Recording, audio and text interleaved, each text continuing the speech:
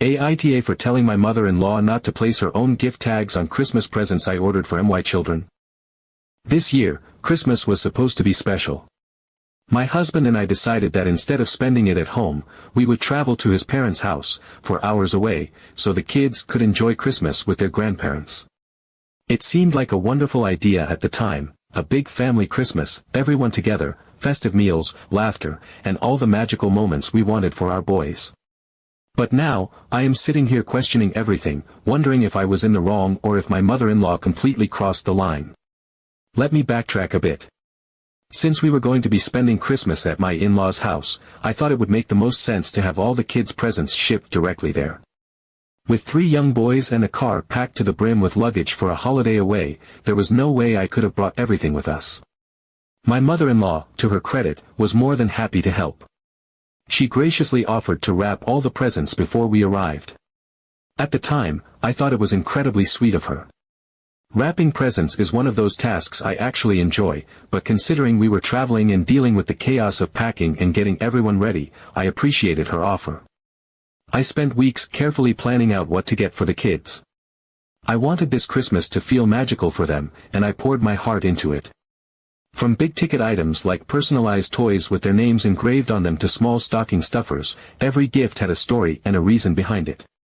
Some of these gifts had been pre-ordered months in advance because they were custom-made, and I was so excited to see the boys' faces light up when they unwrapped them.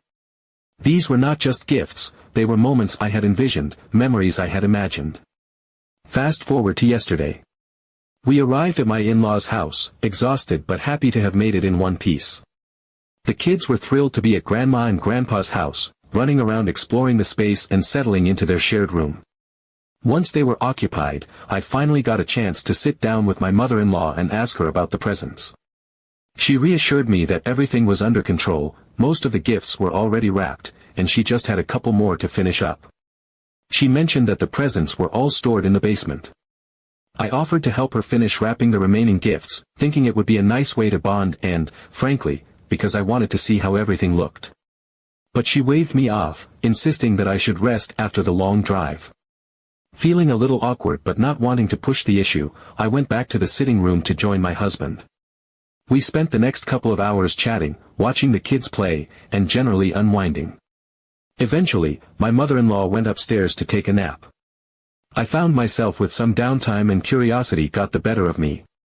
I decided to sneak down to the basement to check on the presents. Not because I did not trust her, but because I was genuinely excited to see them all wrapped up and ready for Christmas morning. The basement was quiet and cool, the way basements always are, and as I walked over to the stack of gifts, my heart swelled with anticipation. There they were, beautifully wrapped in festive paper, just as she had said. At first glance, everything seemed fine, but as I started looking closer, something caught my eye. The larger presents, the ones I had spent the most time planning and the most money on, all had gift tags taped to them already. Curious, I flipped one of the tags over to see which child it was addressed to. That is when my heart dropped. In big, bold letters, the tag read, "From Grandma." My stomach churned as I picked up another, and then another. They all said the same thing, "From Grandma." At first, I thought there must be some kind of mistake. Maybe she had labeled the gifts incorrectly. But the more I looked, the more it became clear, this was intentional. The big, impressive gifts, the ones I had handpicked and ordered with so much thought and care, were now being credited to my mother-in-law. My gifts. My effort. My money.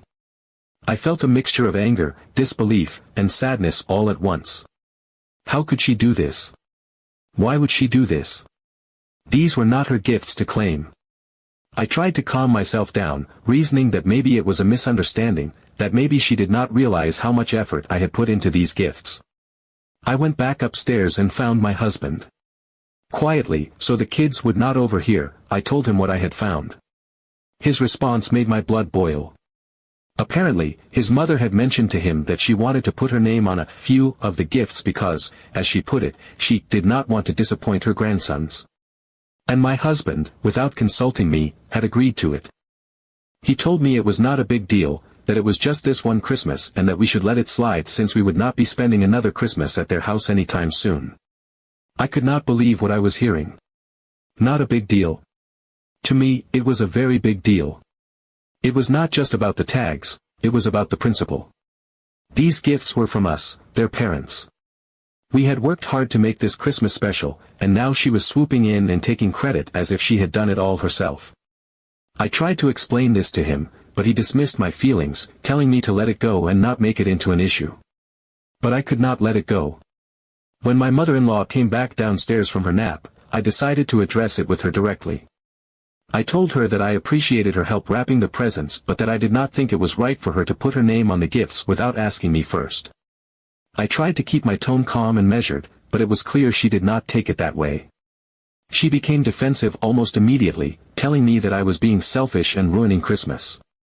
She said she just wanted to see the joy on her grandsons' faces when they thought the gifts were from her, and that I was overreacting.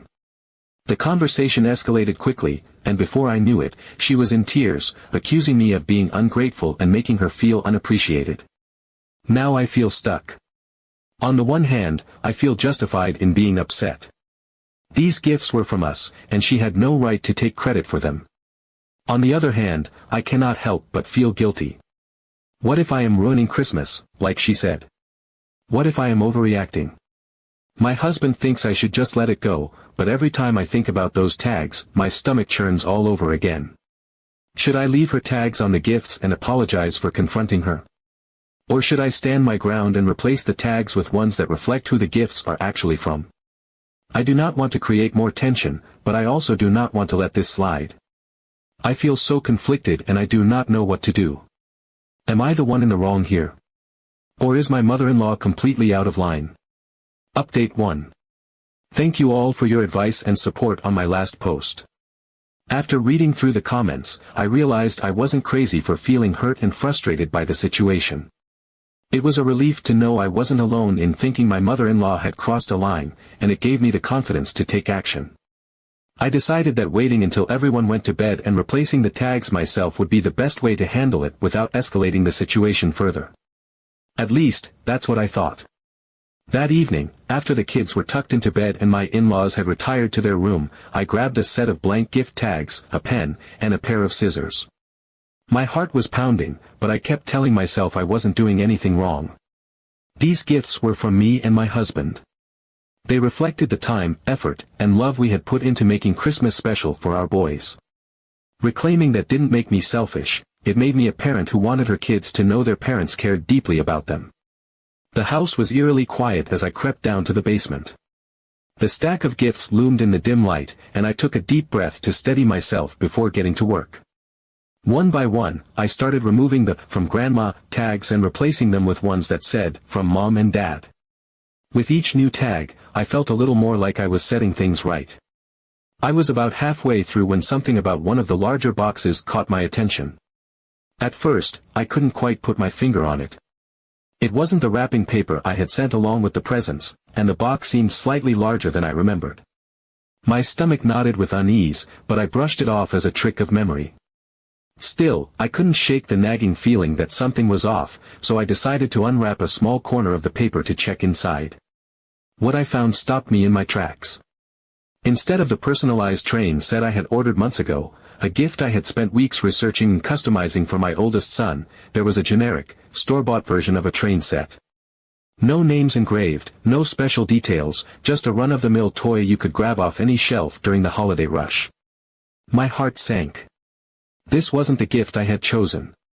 It wasn't the gift I had paid for. My hands trembled as I unwrapped another box. This one was supposed to contain a custom superhero cape I had ordered for my middle child, complete with his name and a little emblem that matched his favorite character. But when I pulled back the paper, I found a cheap, polyester cape that looked nothing like the one I'd ordered.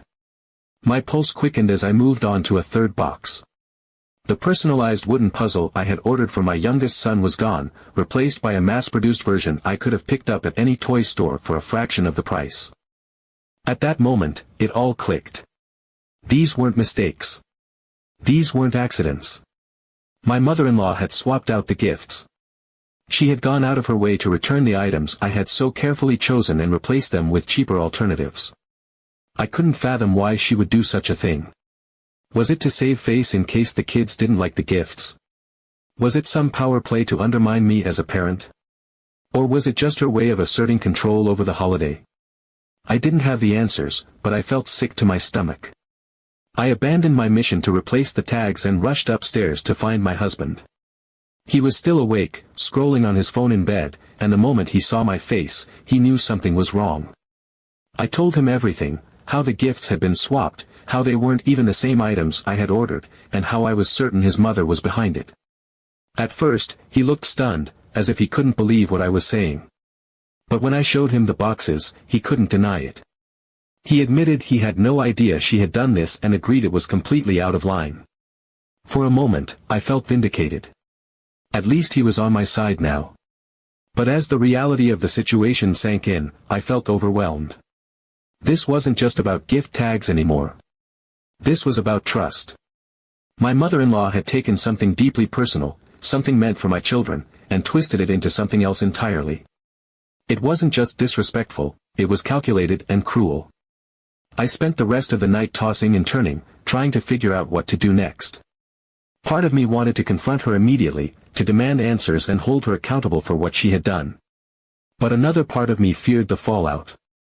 This wasn't just some petty squabble, it was a full-blown betrayal, and addressing it could shatter the already fragile peace in our family dynamic. I didn't want to ruin Christmas for my kids, but I also couldn't ignore what had happened. The next morning, I avoided my mother-in-law as much as possible. Every time I saw her, I felt a wave of anger and hurt wash over me, but I forced myself to smile and act normal for the sake of the kids. I kept replaying the events in my mind, trying to make sense of her actions, but no matter how hard I tried, I couldn't come up with a justification that made any sense. As the day wore on, I found myself questioning what to do next. Should I confront her and risk a blow-up that could ruin the holiday? Should I let it go for now and deal with it later, once we were back home? Or should I take a stand and reclaim the gifts, and the credit, before Christmas morning? I honestly didn't know. All I knew was that this Christmas wasn't turning out to be the magical experience I had envisioned, and the person responsible for that was the very person I had trusted to help make it special. Update 2. After discovering the swapped gifts, I knew I couldn't let this go unaddressed. The whole situation had already escalated far beyond what I thought it could, and now, it wasn't just about some gift tags or even the gifts themselves, it was about trust, boundaries, and respect. I decided to sit down with my husband that night after the kids were asleep. If we were going to resolve this, it needed to start with us being on the same page. Or so I thought. When I confronted him about the swapped gifts and demanded to know if he had known anything about it, he initially insisted he was just as blindsided as I was. But as I pressed further, his face betrayed the guilt he was clearly feeling. After several tense minutes, he admitted something that completely floored me: his mother had been complaining to him for months about feeling left out as a grandmother. According to him, she had expressed how much it hurt her that we lived so far away and that the boys didn't get to see her as much as they saw my side of the family, who live much closer to us. She apparently felt like she wasn't as much a part of their lives as she wanted to be and had been looking for ways to feel more connected to them. Somehow, she had come to the conclusion that being the hero on Christmas morning, the one whose name was on the big, exciting presents, would make her feel like a bigger presence in their lives. I sat there in disbelief as he explained this to me. I understood wanting to feel involved. I really did. But this was not the way to do it. Instead of talking to us or trying to spend more quality time with the kids in a way that made sense, she had decided to stage some bizarre power move on Christmas morning, actively undermining us as parents in the process. She hadn't just overstepped, she had bulldozed right over every boundary we had as a family. What angered me even more was that my husband seemed to think this explanation somehow justified her actions. He acknowledged that what she did was wrong but then suggested we compromise by splitting the tags. His idea was that some of the gifts could say, from Grandma, and others could say, from Mom and Dad. He genuinely thought this would solve the issue and keep the peace. I refused. Why should I have to compromise when she had already taken it upon herself to rewrite the narrative of our family Christmas? She didn't ask us. She didn't involve us. She just decided, unilaterally, that her feelings mattered more than ours, or, for that matter, more than the truth. Compromising would only validate her behavior and set a precedent that this kind of thing was okay. And it wasn't. By this point, my frustration was through the roof. I decided I couldn't sit on this any longer. The next evening, once the kids were occupied, I went straight to my mother-in-law and confronted her. At first, she played innocent. She feigned confusion, insisting she didn't know what I was talking about when I mentioned the swapped gifts. But when I brought out the evidence, the boxes, the wrapping paper, the generic toys that were clearly not what I had ordered, her demeanor shifted. She broke down crying, and what she said next left me absolutely stunned. She admitted that she had returned the gifts I'd ordered because she thought they were too extravagant. She said she felt like the personalized toys and custom-made items would overshadow anything she could give the boys, and it made her feel inadequate as a grandmother. So, she decided to replace them with simpler, more generic gifts that wouldn't make her feel outshined. In her mind, she was doing the right thing by making sure the boys didn't see her as less than us. I couldn't believe what I was hearing. This wasn't just about feeling left out or wanting to be involved, this was about her insecurities taking precedence over what was supposed to be a magical experience for the kids. She had taken gifts that I had spent months planning and poured my heart into and reduced them to something that fit her narrative. And then, on top of that, she had the audacity to try to claim credit for them. I told her, as calmly as I could manage, that this wasn't about her. It wasn't about me either. It was about the kids. Christmas morning wasn't supposed to be about who gets credit for the gifts, it was about creating memories and joy for the boys. I reminded her how much time and effort I had put into choosing those gifts and how deeply hurtful it was for her to not only disregard that effort but to actively undermine it. But instead of taking responsibility, she turned it back on me. She accused me of being ungrateful for her help and said I was making this all about myself. She stormed off in tears, leaving me standing there shaking with anger.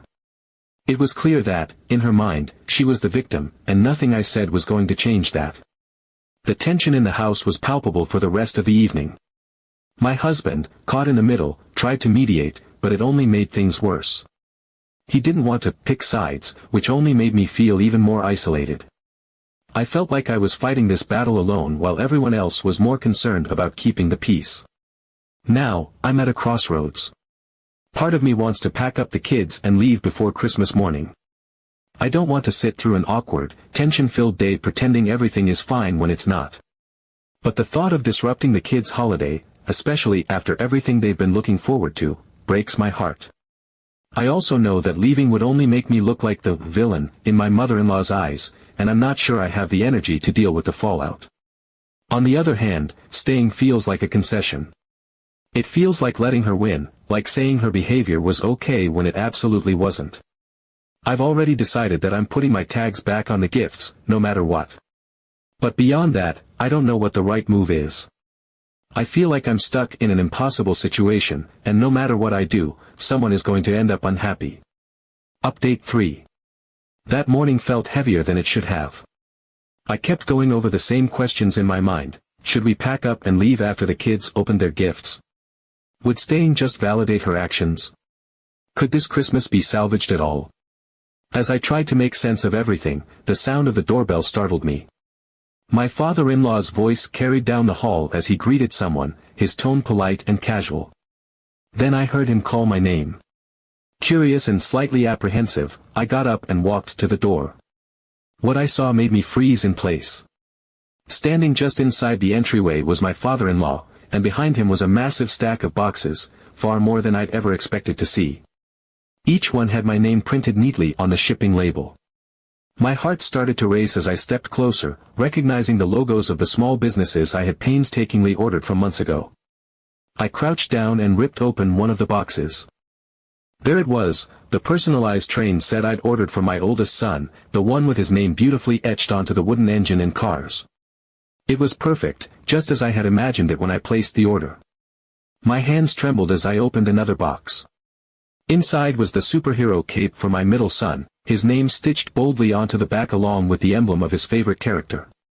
Box after box revealed the gifts I had thought were lost, the custom wooden puzzle, the handmade dollhouse furniture, the monogrammed backpacks for school.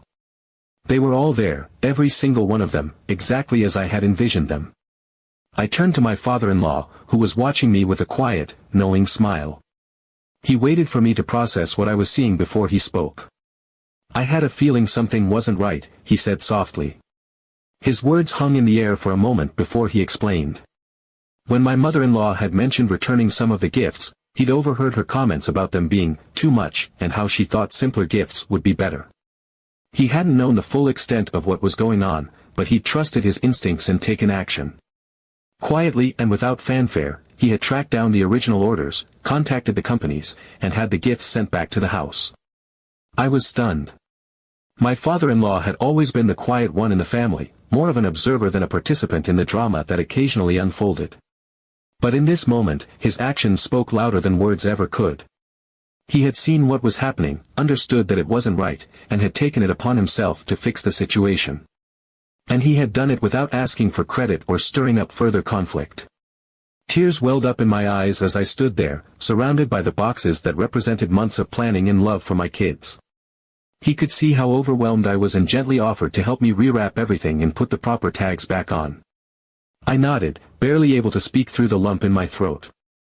We spent the next couple of hours in the basement, unwrapping and rewrapping the gifts with the care and attention they deserved. As we worked, my father-in-law opened up in a way I hadn't expected. He talked about my mother-in-law and her insecurities, about how she had always struggled with feeling like she wasn't enough. He explained that this wasn't the first time she had let those feelings cloud her judgment. She wanted so badly to feel important and loved that sometimes she crossed lines without realizing how hurtful it could be. She means well, he said quietly as he smoothed out a piece of wrapping paper. But sometimes her insecurities get the better of her. His words stuck with me. While I was still angry about what had happened, hearing this gave me a new perspective. It didn't excuse her behavior, not by a long shot, but it did help me understand where she was coming from.